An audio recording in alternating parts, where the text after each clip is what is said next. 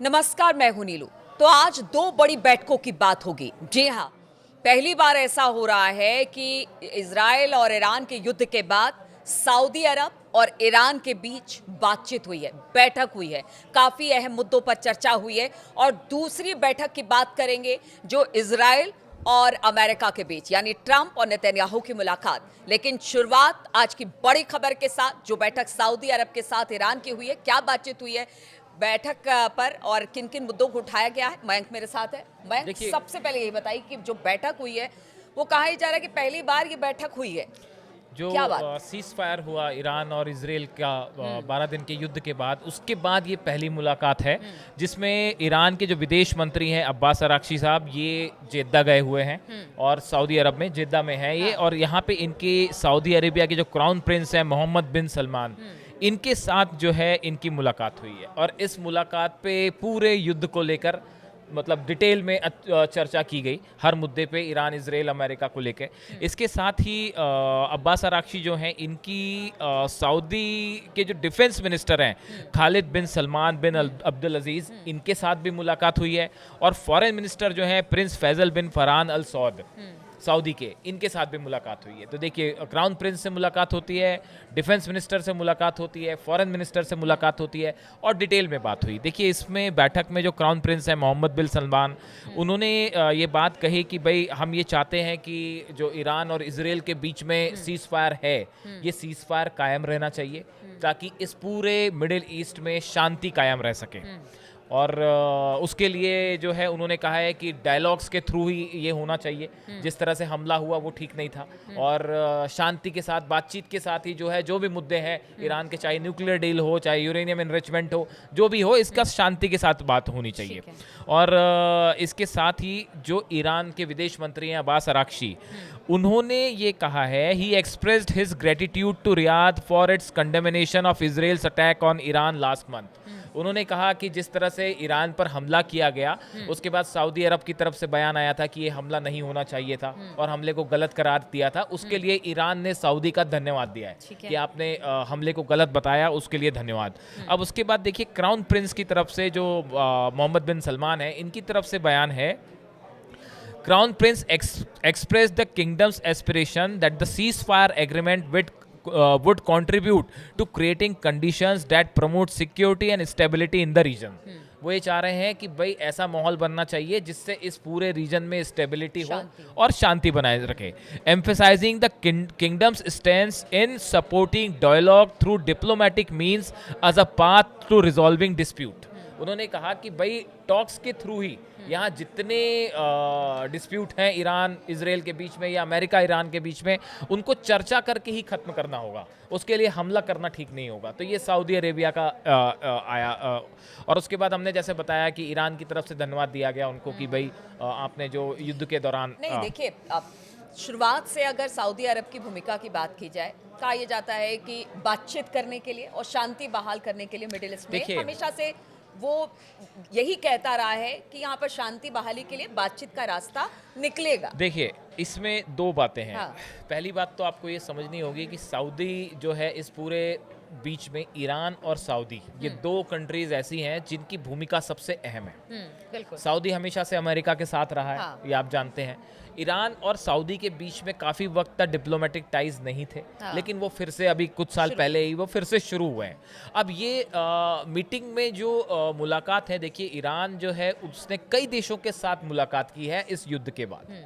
और एक बार फिर से देखिए आप, ईरान का जो स्टैंड है वो इस युद्ध के बाद भी डिप्लोमेटिकली बहुत ही मैच्योर्ड स्टैंड लिया है ईरान ने फिर से। आप देखिए, ईरान के विदेश मंत्री जो है, इनकी तरफ से जो बयान आए, देखिए बीच में इस तरह की भी खबरें आई कि भाई सऊदी ने जो है वो अमेरिका की मदद की है।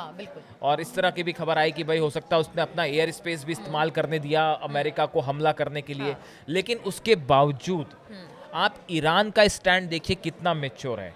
जब युद्ध हुआ तो पूरी तरह से इसराइल को जवाब दिया गया और मुंह तोड़ जवाब दिया गया। पूरी दुनिया ने देखा कि इसराइल का क्या हाल किया।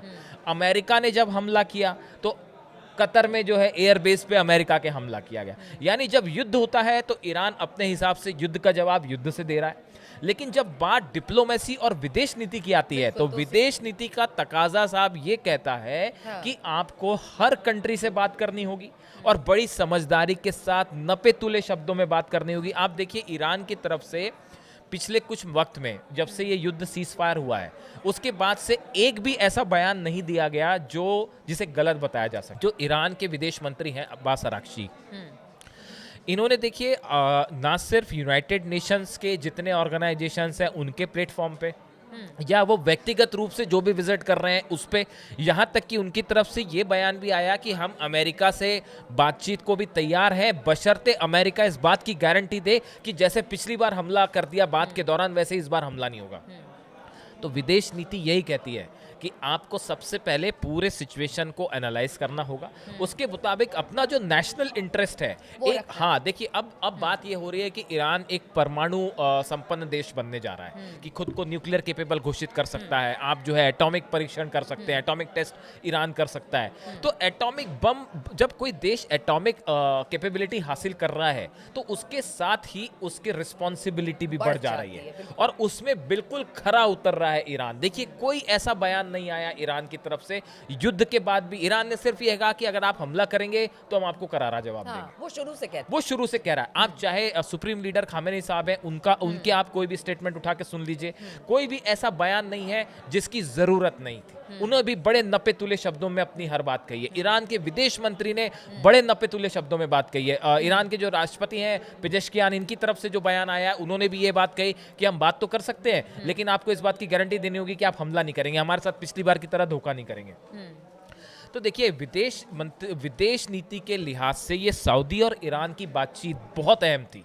सऊदी का एक बड़ा इंटरेस्ट ये है कि अगर इस इलाके में मिडिल ईस्ट में अगर फिर से वॉर छिड़ जाता है बड़े स्तर पर, देखिए एक बात तो तय है कि इस हमले में ईरान का परमाणु कार्यक्रम को बहुत ज्यादा नुकसान नहीं हुआ है। अब ये बात साफ हो गई है, भले थोड़ा सा डिले हो जाए लेकिन जिस तरह की खबरें आ रही हैं कि हो सकता है जल्दी ही वो परमाणु कार्यक्रम जो है फिर से दोहरी स्पीड से आगे बढ़ने लगे और हो सकता है कि तेजी से शुरू भी हो गया है। तो ऐसी स्थिति में ईरान को आप ना तो हरा पाए, ईरान का ना आप परमाणु कार्यक्रम रोक पाए, इजराइल को मुंह की खानी पड़ी, वो अलग, इतनी मिसाइलें गिर गई, इतना बड़ा नुकसान हो गया। उसके बाद ईरान का परमाणु कार्यक्रम रुकना तो छोड़िए और तेजी से आगे बढ़ने लगा। ऐसे हालात में बेहद जरूरी है, ये तो अब दुनिया देख रही है कि इस युद्ध का नतीजा क्या हुआ। ऐसे हालात में अमेरिका और इजराइल का जो मुख्य उद्देश्य था वो तो यहाँ फेल होता दिखाई दे रहा है। बहुत सारे एक्सपर्ट्स ये कह रहे हैं कि भाई वो फेल हो गया। अब इन हालात में ईरान के लिए बहुत जरूरी है कि अंतरराष्ट्रीय स्तर पर एक जिम्मेदार मुल्क की तरह अपने आप को पेश करे। बहुत सारी कंट्रीज ऐसी हैं जिनका ये मानना है कि ईरान पर गलत हमला हुआ, आप इसको बातचीत से भी हल कर सकते थे। एक बयान ये भी आया अब्बास अराक्ची साहब का कि सिर्फ 48 घंटे। और बिल्कुल अभी देखिए जैसे सऊदी अरब से अगर बैठक हुई है, बातचीत नहीं होती थी लेकिन डिप्लोमेसी के हिसाब से अब बातचीत शुरू हुई है। पहल यही हो रही है कि मिडिल ईस्ट में हालात बेहतर हो, यानी यहाँ पर भी उसने अपनी डिप्लोमेसी दिखाई है, अपना एक संजीदापन ईरान में दिखाया है। लेकिन एक बात और, जो दूसरी बैठक की हम बात कर रहे हैं, एक तरफ तो सऊदी अरब से बातचीत हो रही है कि पूरे मिडिल ईस्ट में शांति बहाल की जाए, लेकिन दूसरी तरफ ट्रंप और नेतन्याहू की जो मुलाकात होती है, इस मुलाकात के बाद अब कहा यह जा रहा है कि एक बार फिर से मिडिल ईस्ट के हालात खराब हो सकते हैं, ईरान में कुछ बड़ा हो सकता है। अब देखिए इसकी दो बातें हैं। अपने एक तो निकल के ये आ रही है, देखिए इस जो बैठक हुई नेतन्याहू और ट्रंप की, इसको लेकर जो एक्सपर्ट्स मान के चल रहे हैं कि अब ईरान के न्यूक्लियर प्रोग्राम का क्या करना है आगे, इसको लेकर इसमें डिटेल में चर्चा हो और इसको लेके कुछ एक बड़ा प्लान भी तैयार हो गया होगा। इसमें कोई दो राय नहीं है। ट्रंप और नेतन्याहू के बीच में, अमेरिका इजराइल के बीच में बड़ा प्लान तैयार हो गया होगा कि ईरान को लेकर क्या करना है। लेकिन दूसरी तरफ आप देखिए ये भी चर्चा है, मतलब जो आपने देखा कि किस तरह से इजराइल ने जो है वो नेतन्याहू ने जो है लेटर ऑफ सपोर्ट सौंपा है peace prize, Nobel peace prize के लिए ट्रंप के लिए। तो अब या तो भाई एक ही चीज हो सकती है, या तो ईरान पे आप हमला कीजिए या पीस प्राइज दीजिए, एक ही चीज हो सकती है। दोनों चीजें तो एक साथ नहीं हो सकती। तो अब खैर इसमें भी एक्सपर्ट्स के अपने राय है, लेकिन एक बात तो तय है कि ईरान को लेकर जो है कोई बड़ा प्लान इन्होंने तैयार कर लिया है। अब सवाल यह है कि क्या ईरान पर फिर से हमला हो सकता है? ये एक ऐसी चीज़ है, क्या ये होने जा रहा है कि ईरान को देखिए जैसे खबरें आई कि बंकर बस्टर बम्स जो हैं वो प्रोवाइड करती है, क्योंकि लेकिन इससे पहले भी देखा था जब दोनों की मुलाकात हुई थी तो इसमें फिर देखिए हमला हुआ था। हाँ हमला हुआ था, इसलिए इस तरह की आशंकाएं जताई जा रही। लेकिन आप एक बात और सोचिए कि अगर अभी ईरान पर हमला अगर इसराइल करता भी है तो आप कहाँ हमला करेंगे? नतान्स पे, फोर्दो पे, वो तो आप पहले ही कर रखे थे। हाँ। तो क्या यूरेनियम अब वहां तो है नहीं? हाँ। यूरेनियम तो कहीं और था, जहां जाना था वहां चला गया। अब वो यूरेनियम जब तक ईरान के पास है, जब तक आपको उसकी लोकेशन नहीं पता चलती, तब तक आप करते रहिए जंग, उससे लाभ क्या होगा? भाई यूरेनियम आपका मुख्य एम क्या था? आप चाहते थे ईरान का न्यूक्लियर प्रोग्राम रुक जाए, तो वो तो रुकने से रहा। तो अब वहां पे, अब इसको आप जब यही लोकेशन नहीं पता चल पा रही है कि ईरान का यूरेनियम कहाँ है, CIA खोज रहा है, मोसाद खोज रहा है, पूरी दुनिया को, मैं किसी को नहीं पता, इजराइल अपने बंधकों को नहीं खोज पाया नहीं खोज पाया, तो ईरान का यूरेनियम खोजना तो अपने आप में बड़ी टेढ़ी खीर है। वही, तो वही। ऐसी स्थिति में आप हमला करेंगे भी तो कहाँ हमला करेंगे, और उससे लाभ क्या निकल के आने वाला, हासिल क्या होने वाला है? बदले में ईरान और पिछले बार से ज्यादा घातक हमला करेगा। तो ऐसा लगता है, एक बड़े एक्सपर्ट्स का मानना यह है कि अब ये तुरंत कोई हमला नहीं होना जा रहा, मतलब ऐसा नहीं होगा कि जैसे पिछली बार एक स्ट्रेटेजी प्लान की हाँ, गई है तो शायद एक बड़ी स्ट्रेटेजी प्लान की गई है, लेकिन वो स्ट्रेटेजी को भी अब आगे इम्प्लीमेंट करना अब और मुश्किल होगा। आपने एक बार हमला कर दिया, आप हमला नहीं करते तो विदेश मंत्री ईरान के कह रहे हैं कि शायद 48 घंटे में हम एक डील पर पहुंच चुके होते। हाँ, लेकिन बातचीत का रास्ता खुला रहता। इजराइल के कारण वो अमेरिका के साथ डील खत्म हो गई और बीच पे हमले हो गए। तो अब कुल मिला के ये पूरा मामला जो है वो पहले के मुकाबले और मुश्किल हो गया है, और ईरान का न्यूक्लियर प्रोग्राम पीछे नहीं हुआ है, अब वो दुगनी गति से आगे चल रहा है, जो एक बड़ा चैलेंज है। बिल्कुल। तो देखिए, 2 बैठकें हुई हैं, दोनों बैठक अपने आप में एक तरह से कह लीजिए एक शांति की बात कर रहा है, तो दूसरे से शांति भंग होने की आशंका जताई जा रही है, क्योंकि अमेरिका इजराइल बैठ रहा है तो वहाँ पर कुछ स्ट्रेटेजी प्लान की जा रही है, और अगर सऊदी अरब के साथ बातचीत ईरान की हो रही है तो उसमें पीस की बात की जा रही है।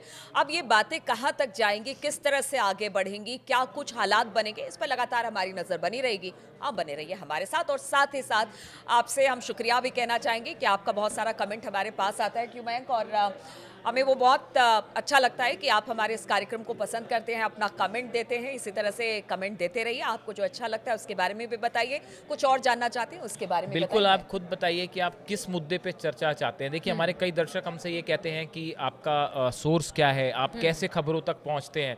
देखिए, आपको बहुत सारे, हम मिडिल ईस्ट की जो अलग अलग न्यूज़ एजेंसियां हैं, उनके अखबार, उनके न्यूज़पेपर हम उसको फॉलो करते हैं, यूरोप के फॉलो करते हैं, अमेरिका के जो है न्यूज़पेपर्स क्या लिख रहे हैं, एक्सपर्ट्स क्या राय दे रहे हैं, उसको एनालिसिस करके हमारा काम आपके सामने रखना है। देखिए, कई बार ऐसा होता है कि रीडिंग बिटवीन द लाइंस कहते हैं, आपको भाव समझना पड़ेगा कि अंदर की चीज़, एक चीज़ तो ऊपर ऊपर दिखाई दे रही है लेकिन अंदर की क्या खबर है। हम कोशिश करते हैं एनालाइज करने की, तो आप कमेंट करके बताइए कि किन मुद्दों पे आप और जानकारी चाहते हैं, हम उन मुद्दों का तो आपके सामने। और साथ ही आप तारीखों के बारे में बार बार पूछते हैं कि आपका लेटेस्ट वीडियो, तो हमने अपने वीडियो पर अब तारीख डालना शुरू कर दिया है। ये लेटेस्ट वीडियो होती है, बिल्कुल जैसे खबर आती है वैसे हम खबरें आप तक पहुंचाते हैं, इसीलिए तारीख को लेकर कोई अगली पिछली की बात ही नहीं है। अब हमने तारीख भी देना शुरू कर दिया है, तो आप हमारा वीडियो देखते हैं, पसंद करते हैं, इसके लिए बहुत बहुत शुक्रिया, और इस चर्चा में शामिल होने के लिए एक बार भी बहुत बहुत शुक्रिया, बहुत बहुत शुक्रिया।